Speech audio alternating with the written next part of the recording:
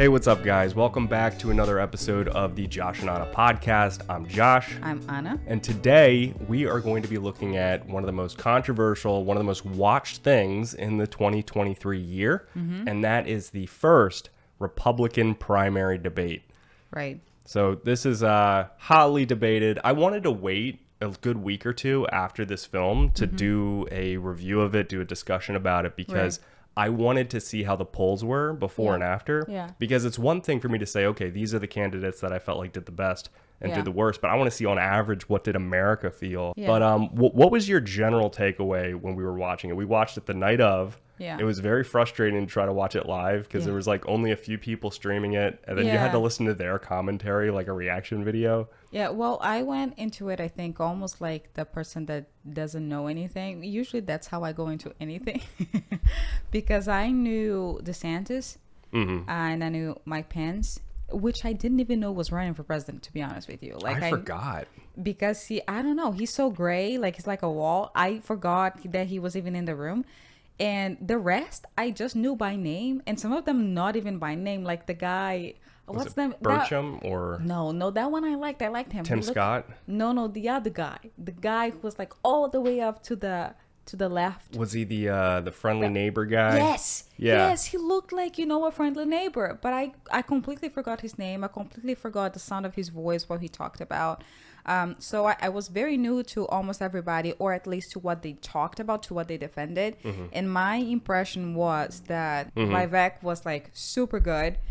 He was really, really good, really, talking about everything that he believed he was going to do, which most of them don't do because they're politicians. So they talk like politicians. Right. So if they don't feel like answering the question, they will go like, that is true. But what we did in California was this and this and this. They and reframe everything. 45% of homelessness. Like they answer a different question. I'm like, what the heck? Like I actually wanted to hear what he would say about that. So they do the politician thing. It's very annoying.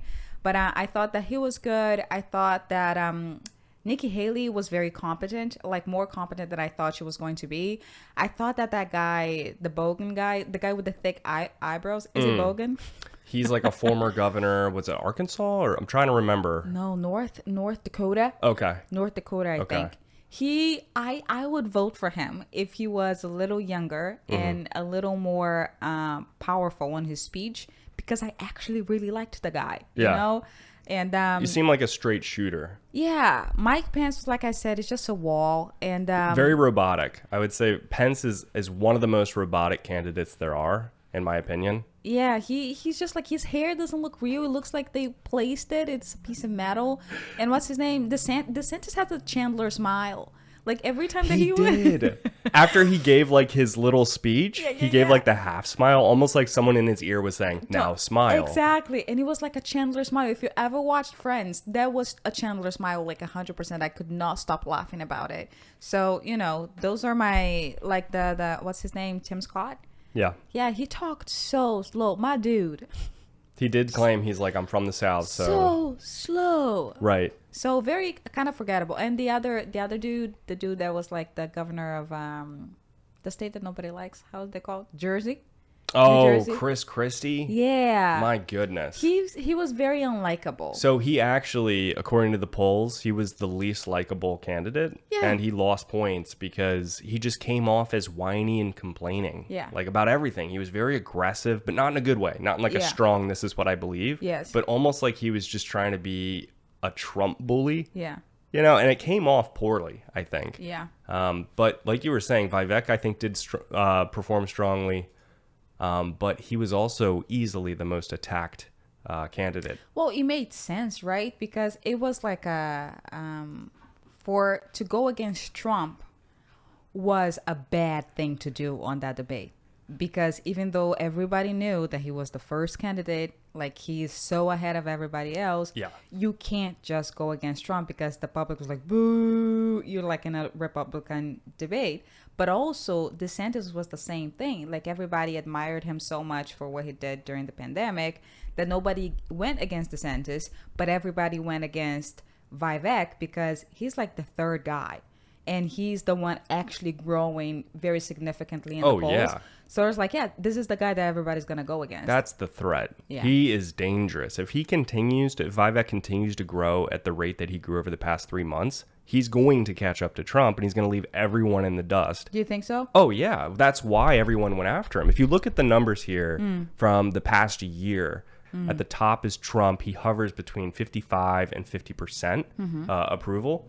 And Desantis has been hovering around 20 to 25. It wasn't until the past 3 months, which I feel like is when Vivek really started breaking through social media. I saw him everywhere. He went from having 2% of people said they would vote for him 3 months ago, and now it's 10% before the debate. So just in 2 or 3 months, he more than quadrupled his approval. And so he was just eclipsing everyone. And what's crazy is at the same time, Desantis came from 21% of people said they would vote for him down to 10.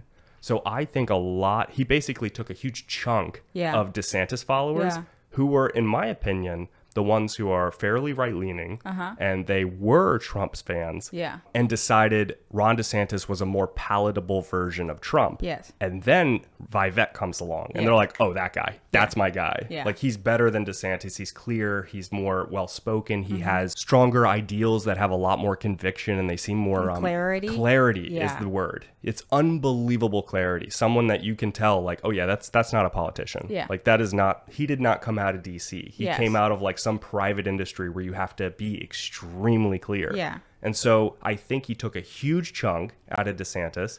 Even though DeSantis was one of the only people who didn't attack him, DeSantis probably didn't... He attacked people almost the least out of everyone. It was just more... He was there. He wanted to survive. He was there to survive, but I think DeSantis still did a good job of just restating everything he's already stated so far. So nothing was surprising. He was like, this is me. This is where I am. Yeah. And so it was him and Vivek. And Vivek, after the debate, dropped down 1 point.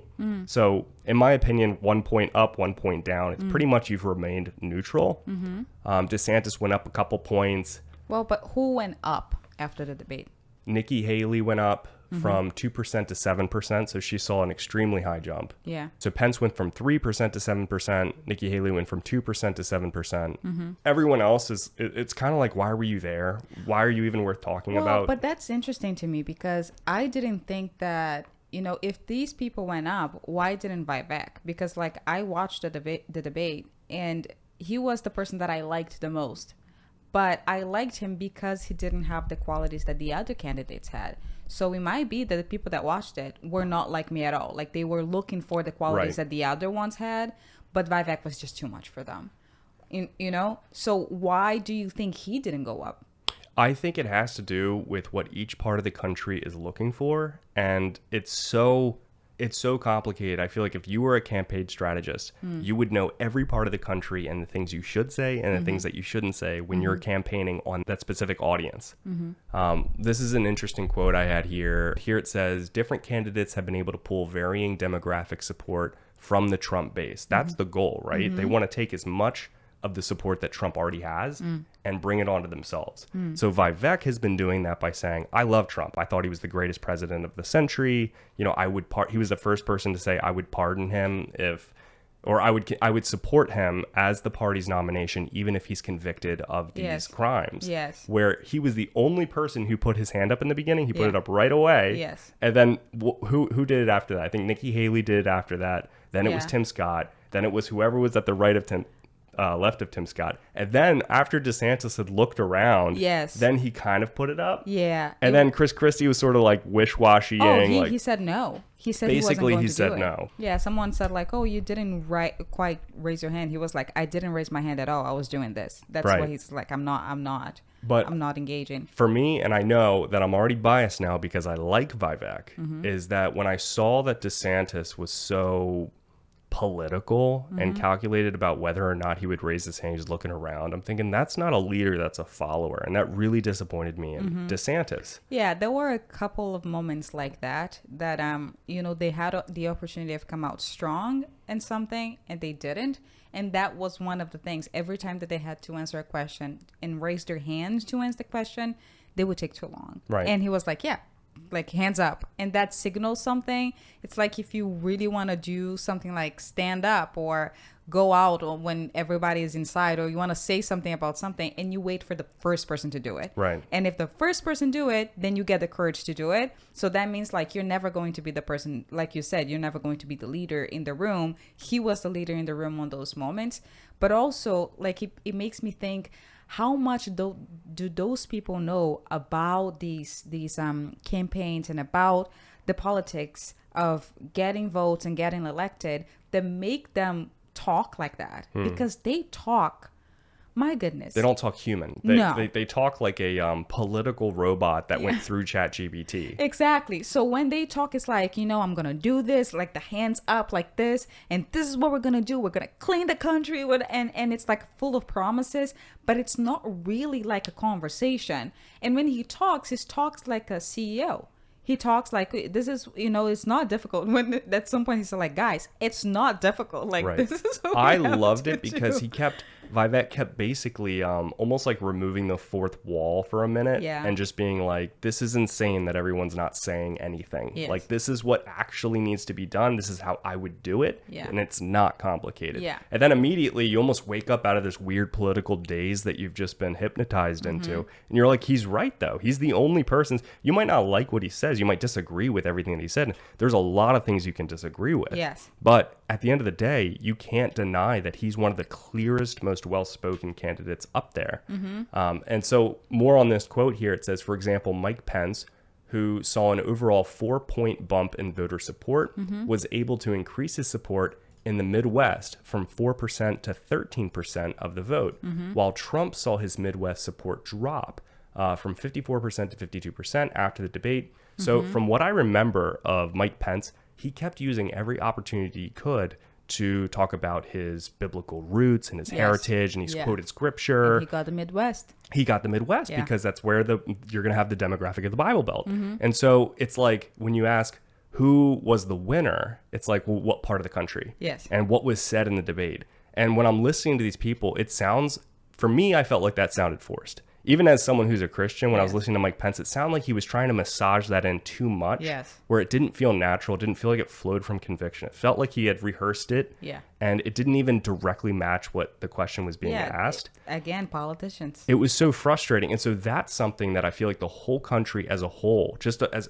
if we can back up like 10,000 feet for a second, I think it's so incredibly important to talk about the concept of overall political fatigue that the whole country feels, not just because of the polarized battle in 2016, but because of an overall social media inundation of political verbiage to the point where we've gotten really good, on average, of spotting political BS. Whereas 50 years ago, 100 years ago, 200 years ago, before even the radio, it was really whoever was listening to the candidate in person. And they had to go in person to these rallies to figure it out. And then they would have to read about these rallies in the newspaper to get an idea of the candidate. And when the radio came out, that was the first time where a politician's voice really mattered. So you could actually hear his voice. And that made a big difference. And then when you had video and audio and you had the TV, then your presentation mattered, and then the debates actually made a really big difference, because it's like, even if you heard the debate and you thought one candidate won, the people who saw the debate saw something very different. And so now today, you could very easily on your phone within 5 minutes see the highlights of the entire presidential debate and get an idea on your head of like, yeah, that guy's fake, that guy's a robot, that guy's a pawn, that guy's bought out, but that guy actually might be worth his salt. So you can sort of laser lock in so easily. You can look at the debate in South Korea or Israel, and you can get these translations, and you can read about what the people on both the right and the left in that country think about that person, all in just a few minutes of cursory research on the internet. So we have unprecedented access to a full band of information about a candidate, from what they sound like to how they act. Greater than any time in history, the average citizen is able to have such a complete repository of reference points to pull from. And now we're comparing that to the debate. And when you look at the debate stage, I'm just getting so exhausted every time I hear these politicians talk about, oh, well, what I did here in this. And it's like, that's not the question. Yeah. Or it's like, oh, well, in the Bible, it says, it's like, that doesn't have to do with what he's asking. Like, you're just trying to pull the Midwest into your voter base. So I have a question for you. Like watching, after watching this debate, I have the question of like, do everybody on that stage, are they running for president because they think they can win the nomination, or did they have different intentions in running for president? Because the impression that I got is that some of them, they're definitely going for the nomination, and some of them have different motives. That's a good point. Like there is a theory running around that Vivek isn't running for the nomination, he's running for VP. I think Nikki Haley is too. You think so? Because the Democrats already have a woman as a vice president. Ooh. She's the worst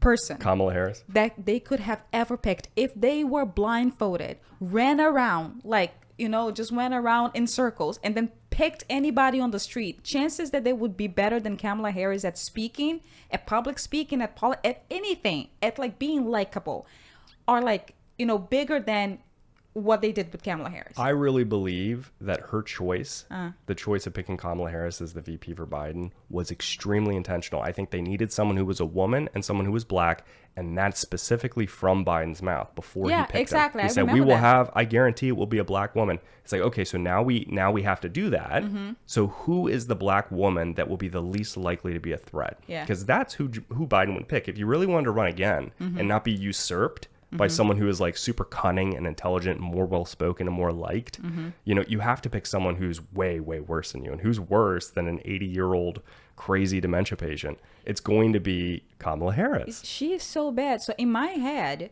if people like on the Republican side, we're not, Republicans are not very good at culture. They're not very good at playing the game. Like these candidates, some of them are so honest. They go up there like the little old like thick eyebrow guy that took like the Constitution off his pocket and so like, this is what we're gonna do. I love it. It's like, yeah, I like you, dude. You're not gonna win. Yeah. But then they go to the opposite side, which is like speaking like a puppet, and nobody likes them because they don't know how to be likable. They don't know like how to be like Obama was. Obama was really likable. One of the best speakers. He was so smooth. Like, I hated almost all his policies. I liked the dude because he knew how to speak. He knew how to joke. He knew, like, nuance. And most of the Republican candidates don't have it. So their game might be like, oh, yeah, let's bring a woman aboard. So we win the respect of the people that don't see diversity in the White House. Yes, she's not black, but she's really smart. And she actually spoke for women's rights. Exactly. And she's actually, a very good, well-spoken. Or Vivek, he might be going for the vice president as well. Just because they are behind, but they are not nothing. Like she has, 10%? And he has something like that too. So they're not nothing. Now what's his name? The Florida guy. DeSantis is going to win. Like, he's not going to be anybody's vice president. I think he would accept it. I don't think that Trump would accept it. No, Trump will not be vice president to anyone. I really don't believe. I think he would flip the card table over rather than be the VP for someone. That's just not who he is. He's too egotistical. Yeah. In 2016, Donald Trump versus Hillary Clinton. Mm-hmm. Trump won by quite a wide margin, whereas every major mainstream media poll, except for Fox News, was saying that Hillary Clinton would win in a landslide. Yeah. And she didn't. Yeah. He won 10 states over her. It was 30-20. Mm-hmm. I think he got 320 some electoral college votes. She only got like 220. Mm-hmm. So it was not close. Hillary Clinton still got the popular vote, but Trump won the country. Mm-hmm. In 2020, it was extremely close. It was unbelievably close. Yeah, it was close. Literally 40,000 votes over 3 states is what made Biden win. It was razor sharp. Razor sharp. And I believe if the Hunter Biden story wasn't suppressed by the government, he wouldn't have won. No, Trump would have won. Yeah. So now you have it where Biden's reputation has only gone down. From then. He's had too many gaffes. He said too many things that haven't come through with the student loans being repaid and cleaning up the economy. It's like, no, inflation has continued to ramp. The whispering. when they're talking about the economy, you know, when he whispers, and it's so weird. It's weird. He sniffed one too many kids. Like, people are tired, and they really don't want Biden, and they don't want Kamala Harris even more. Yeah. Somehow even more than they don't want Biden. Oh, yeah, because she's a hyena. Like, she laughs so loud, and she doesn't make any sense. You know, she's talking about school buses and how we love them and how culture is the passage of time. Like, it makes no sense. It's so confusing. So my question is, what will happen in 2024 if, right now, if things were the way they were right now, Trump would win the nomination for the Republican candidacy by a wide margin. And Biden is claiming that he wants to run again if he's well enough. So if he runs again against Trump, who would win? I think that the question is, if Biden won the 2020 election, did Trump get more support in these 4 years? Because what they've been doing during these 4 years is more focused on him than on the country itself. Like, you know, the Democrat side is trying to frame him for everything possible. Like, he has, I don't know, a smudge on his table, frame him for that. You know, like, or incriminate him for that. Like, how do you say, like, you know, this is make everything that he has possibly been accused of like a reality. They just did, you know, like the mugshot. Right. Which they didn't have to, but they did it because, you know, like, they're trying to frame him as a criminal. Do you think that during these 4 years he got more popular to the point that more people that didn't vote for him in 2020 would vote for him now? I think that his original base still supports him, or a portion of that base is ready to support his policies in a different candidate like Desantis, Vivek, etc. Right. I don't think he's lost anyone from the Republican Party, and I think his support has only increased among minorities. And after the mugshot that he had, his voting support among blacks has gone from 4 to 6% up to 20%. So it quadrupled after his mugshot came out. Well, my question is, do you think that the Democrats are trying to incriminate him to prevent him from running?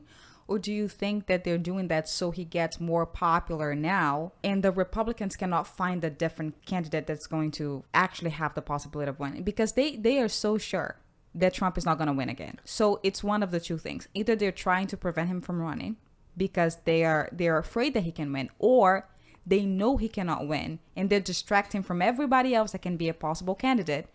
And they're trying to call attention to him. No, they're afraid of him winning again. You think so? Oh, absolutely. I think they're afraid of him winning again. He's their worst nightmare. It came unbelievably close in 2020. So I think that they're afraid he's going to win again. And they're doing everything that they can, throwing anything against the wall that could stick. That's what I think is happening. Yeah, I don't know. Because what Trump did on the time that he was president, he chose a vice president that was, again, a beige wall with a hair that looked like it was painted there.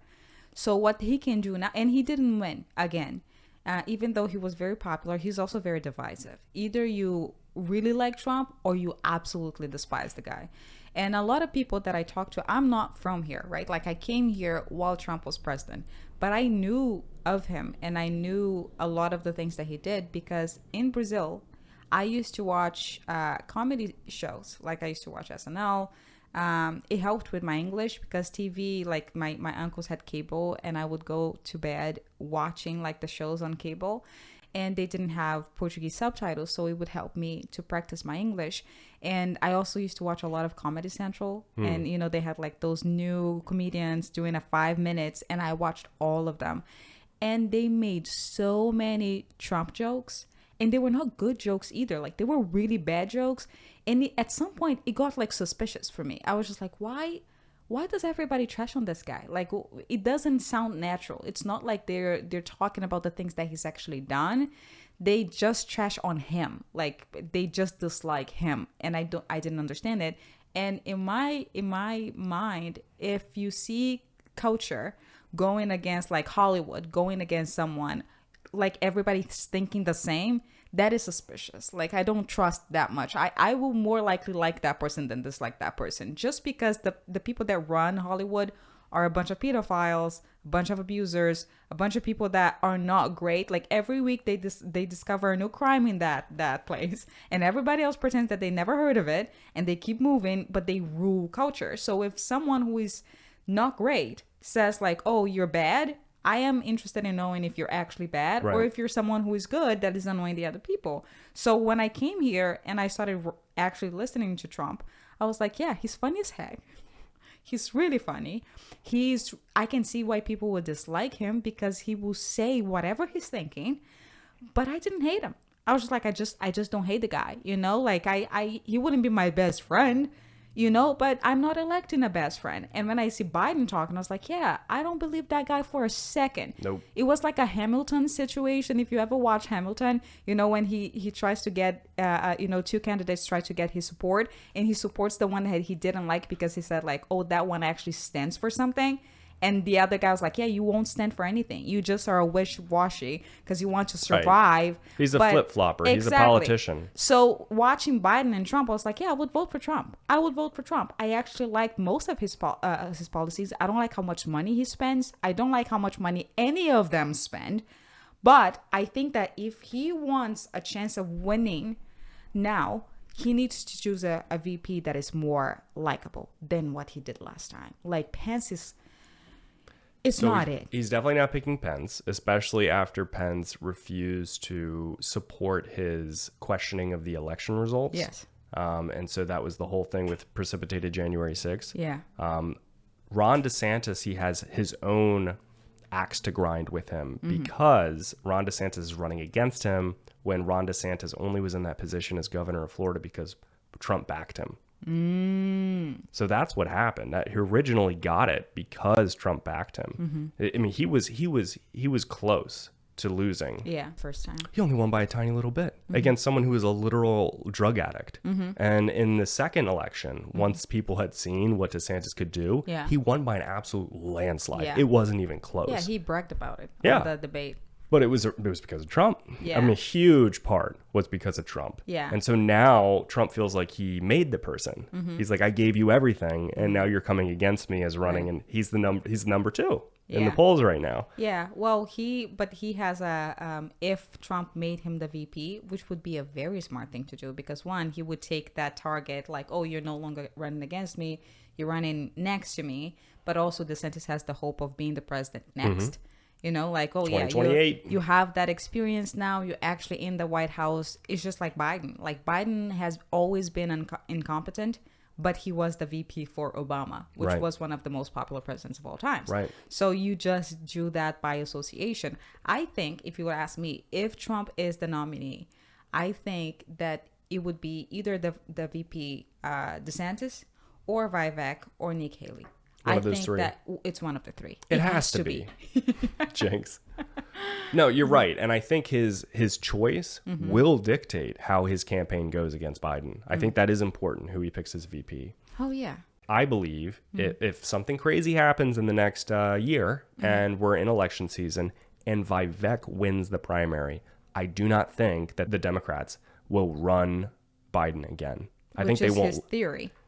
Yeah, exactly. That's Vivek's theory, and I agree with him. I think it's too much of a contrast between someone extremely young and well-spoken against this old guy. And brown. Yeah, and a brown person. Which for them is very important. Shouldn't be, but it is. Right, you can't play the race card against someone like him. Yeah. You know, not well anyway, without you looking bad as an old white person. Yeah. You know what I mean? So it's almost an unbeatable campaign. Yeah. And so I think that they'll let things leak. Maybe about the Hunter Biden thing, the Burisma oil deal, Ukraine, whatever. It wouldn't be very difficult. No, there is. I feel like there's got to be unbelievable forces trying to hold back this gigantic deluge of scandals. This guy is such like, some people, I look at them like when I see them talk and I go like, how doesn't anybody see that this guy is an absolutely piece of crap? Like, you know, like the guy from California, what's his name? Gavin Newsom. He literally looks like a villain from Gotham City. He does. He's a literal slicked back hair politician. Like literally. Yeah.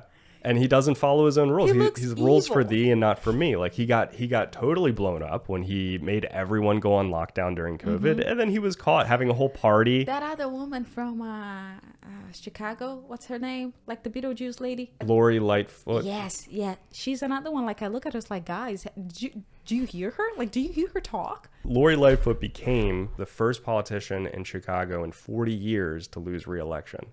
which I thought, I mean, that's pretty bad. It was also well deserved. She was garbage. I'm so sorry for the people of Chicago, but she was absolute garbage. But anyways, my question to you is, who do you think they would run if Vivek won the nomination? It would be Michelle Obama. They'd probably ask her. I don't even know if she wants to do it, but it's possible. I think at that point it would be a free for all. I think Clinton would try to run again. I mean, why not? I mean, he's really old. How old is Clinton? Oh, you're talking about the Hillary. Oh, Hillary. Yeah, it can't be Bill. I should have specified. That was my bad. Which Clinton? That's a good point. He's like, all right, let's do this.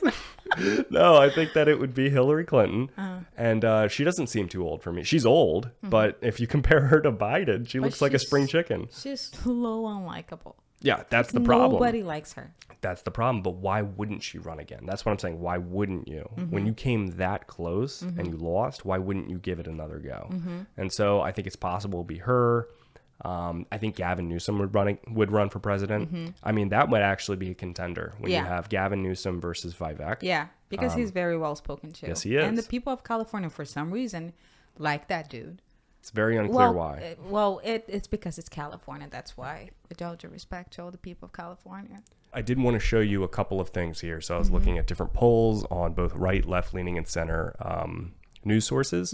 Trump, this is what's interesting. Trump lost 6 points from that. Just having this debate going on without him, he lost 6 points. 6% of the people were thinking like, yeah, I guess I would vote for Trump. And then they saw the debate and they're like, well, he didn't even show up. So I might as well pick one of these people. Yeah. You know, and so he just did his own press conference with Tucker Carlson, and he put it on Twitter. Yeah, at the same time. I haven't even seen it, to be honest. It got a lot of views. It got like 212 million views immediately. Well, yeah, because you had to pick one of the two. And we didn't even watch the whole thing live, because we were like recapping later on at night. And the people that were live streaming, they were live streaming like the debate. And then when it went to commercials, they went to the Trump interview. So we would see like 2 minutes of it. Right. And to be honest, I don't even have like a huge desire to watch the whole Trump thing, just because I'm like, I kind of know what Trump is about. Yeah. And I've been always, even though I like a lot of his policies, I have been frustrated by his lack of clarity when he speaks sometimes, where he uses generalities like, we will win. The economy will be the greatest you've ever seen. Trust me. No one come close. No one comes close to me. You know, it's like, it's too much self-aggrandizing. It's too much like, it lacks clarity. And he doesn't get into specifics very much. Well, but he won like that the first time. So he's just trying to do Trump 2.0, like basically do the same thing. Yeah.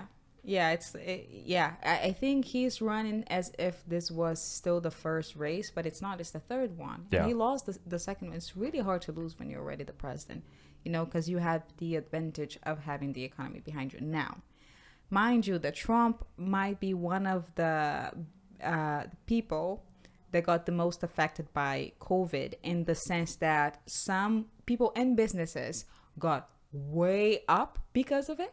Oh yeah, grew a lot, and people and businesses got way down because of it. So you have like, what's the video conference thing, Zoom. You know, Zoom got a lot of. Oh yeah, everyone's from home. You know, huge. You do Zoom, like I've never heard of Zoom before, but COVID made it like the same with TikTok. TikTok was huge. I remember talking about TikTok maybe 6 months before COVID. I was like, yeah, this is gonna be like Vine, you know. And the stimulus in general, the trillions of dollars they pumped into the economy with just pure liquidity, giving checks out to people, giving checks to businesses to stay open. That was an insane boost on the economy. The S&P took off like a rocket. Yes. Back when everyone was like, oh, we're due for a correction. It's been a bull market since 2008. Like, this can't go on forever. Then it did. They pumped so much money into it, of which we still are recovering from. Yes. And that basically increased the inflation too, which now Biden's getting blamed for. And I'm thinking, well, listen, like it started with the stimulus payments, and he continued it. Yeah. He continued it with a lot of his economic policy, but it's both of them. Yeah. And that's something that even Nikki Haley brought up. Yeah. And she was the first person, by the way, to say something negative about Trump in the entire debate. And I was reading this article. It said it was 15 minutes into the debate before anyone said anything bad about Trump, and she was the first one. So it's like people didn't want to touch it because they're like, he is the front runner, and I just want to take his base, but take them kindly, and not upset the Papa Bear, if you will. And the people who are voting for him. Exactly. Because you need to convince people that you are more likable than Trump. And if they like Trump, you don't want to, come in and say bad things about the person that they decided to vote for, because that way they will take an offense on you, right, and just not vote for you out of spite. It's when I heard Vivek for the first time, watch this town hall with Patrick Bet-David and another town hall he did, and I heard it, and after a while I'm like, okay, I kind of know what this guy's about. And you go back and now I listen to Trump just personally. Now I'm like, there's no question. If it was Trump versus Vivek, it's just for me, it's 100% Vivek. He's more clear spoken. He has way more clarity, like you said, so much more clarity with specifically what he will do and how he will do it. And he doesn't use these like general sound bites of it would be the greatest economy. It's like we're all tired of hearing that. Like even people who are Trump supporters, I feel like got to be tired of hearing that eventually. Well, it really depends on what you're looking for, because the thing about Vivek is that because he's not a politician, he has no experience to support him. True. He needs to be direct. If he's not direct, why on earth would you vote for this guy? Good because point. he can't say like, look at what I did in Illinois when I was like, he was never anything for any state. So the only experience he has is to running companies. And he said that, like, my family came from nothing. Now I have billion-dollar companies, and he stated that as the only background experience he has. He knows how to make things successful. He knows how it is to grow by yourself. And that's a hell out of a resume on your back. But when you are among politicians, they have the name recognition of just like, the people from that state are all going to vote for you because you were the governor, there, and they like you. Or the media has been talking about you for a while for different things. You've been in the House, you've been in Washington for a while, you know how things run.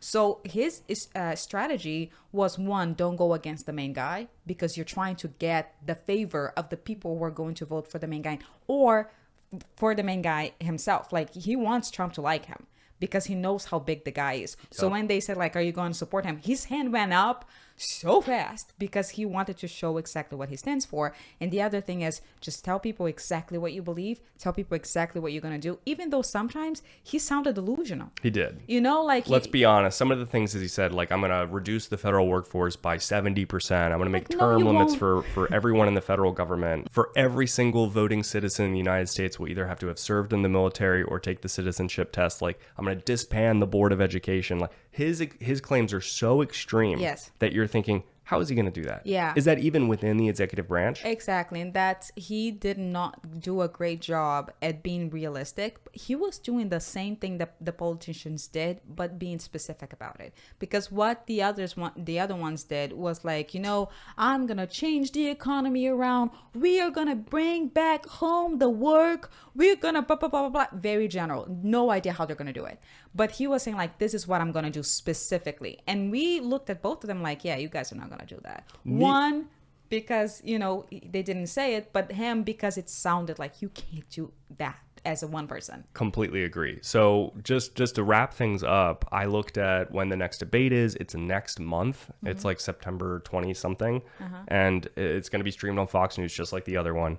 And I was looking, okay, how many of these are there going to be? And it turns out it depends on the election. It depends on the year. It depends on all kinds of things. But there can be about 12 a year, like one a month, which I did not know. I thought there would be one now and then maybe one again like next year. And then they would do the nomination and then figure out, and then it would be the general. But no, there could be quite a few more of these. So I say the next time we have one, we'll watch it. And we should bring on some guests so we can talk more about it with other people who might have other opinions and maybe support other candidates, and we can get like a synergy going. Because you and I, we tend to, we don't agree on everything, that's for sure, but we agree on a lot of things. Yes. And so I thought that'd be a fun thing to do for the next debate. I'm in. Cool. All right. Well, thank you guys for watching. Comment, like, subscribe. Let us know who you're supporting down below and why. And we will see you guys in the next podcast episode. Thank you, guys. Bye.